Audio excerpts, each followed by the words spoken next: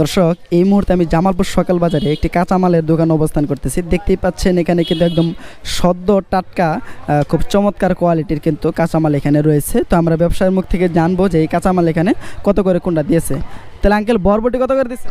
বরবটি হলো 80 টাকা কেজি। 80 টাকা কেজি না? কাঁচামরিচ এটা কোনটা? কাঁচামরিচ এটা বিন্দুটা ভালোটা। বিন্দু ভালো কোয়ালিটির, এটা কত করে দিচ্ছেন? 240 টাকা কেজি, 160 টাকা। 240 টাকা কেজি না? কচুরমুখী কচুরমুখী 60 টাকা কেজি। ঢেঁড়স কত করে দিচ্ছেন?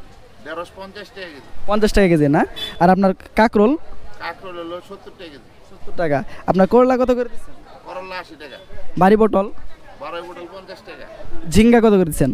ঝিঙ্গা 80 টাকা। 80 টাকা না? আর আপনার চিচিঙ্গা? চিচিঙ্গা হলো 50 টাকা। শসা কত করে দিচ্ছেন? শসা 40 টাকা কেজি। 40 টাকা কেজি না? আর আপনার ওই যে কচি চাল কুমড়া? চাল কুমড়া এটা 50 টাকা কেজি।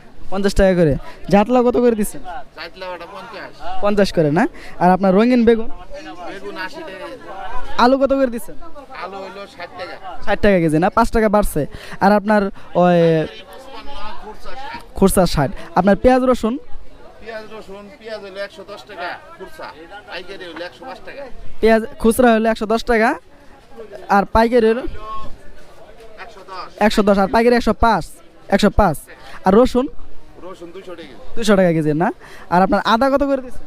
আদা 280 টাকা কেজি। 280 টাকা। তো দর্শক আপনাদের এই ভিডিওতে প্রায় এখানে যত ধরনের সবজি রয়েছে সব ধরনের সবজির দাম কিন্তু আজকে অবগত করেছে সকাল বাজার থেকে।